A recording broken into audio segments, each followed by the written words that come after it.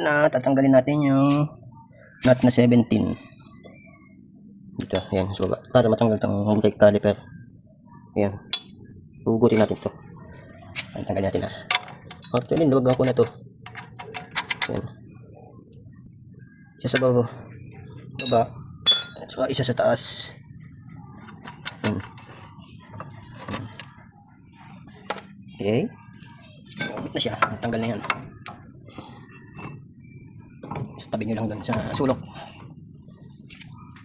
Okay. Then next, itong 14 na nut. 6 yan. Natanggalin mo yan para lumuwag tong disc brake. So kailangan mo dyan ng dalawang 14.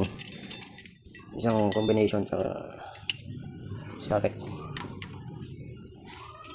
Nakakontra yan guys, nakakontra dito. Kontra mo ito siya, dito, iluwag. Iluwag mo ngayon. Pababa. Okay. Ito. Yan. Iluwag na yan.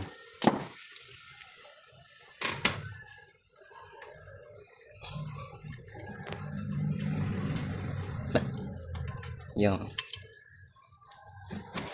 Yan, 6 yan. Okay.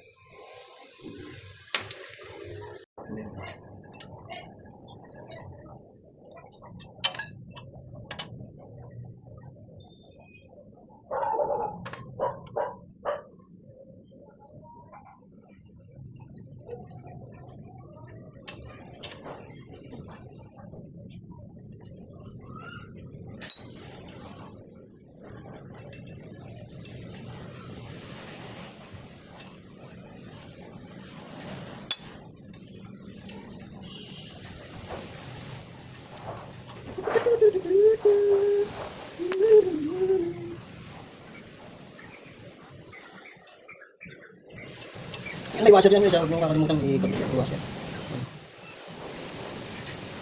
Kung paano nyo binaklas nyo yun, hindi kakabit. Okay, pupuk po natin. Tanggal yung susi.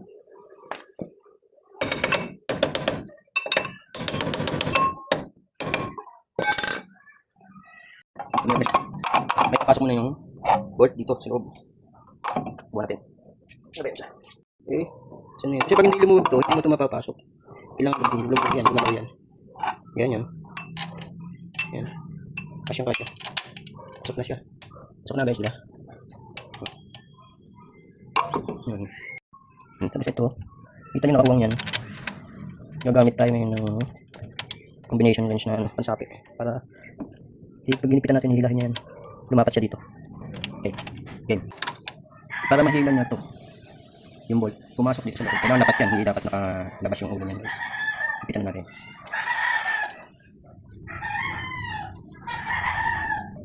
Ganyan yung kalso guys. Ang harap para hindi umikot ng, hindi siya mag-umikot. Nagpitan nyo ng maigi.